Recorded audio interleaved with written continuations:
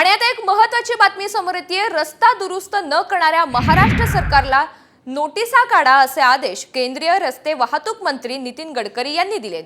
पुणे, मुंबई आणि अहमदनगर कल्याण मार्गावरील रस्त्याच्या दुरवस्थेमुळे गडकरी यांनी हा संताप व्यक्त केलाय।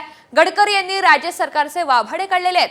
3 महिन्याच्या आत रस्ते दुरुस्त नाही झाले तर करार रद्द करा आणि रस्ते आपल्या ताब्यात घ्या असं सुद्धा गडकरी यांनी अधिकाऱ्यांना बजावलेलं आहे।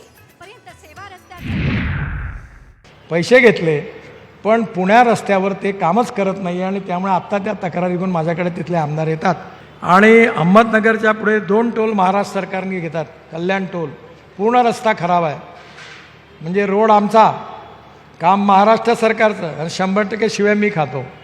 मी म्हटलं आजच नोटीस पाठवा, हे रस्ते ताबडतोब दुरुस्त करा आणि त्या दोन्ही पोस्टे विड्रॉ करा आणि आपल्या ताब्यात घ्या आणि रस्त्याची कामं करा, कारण लोकांना त्रास झाला नाही पाहिजे।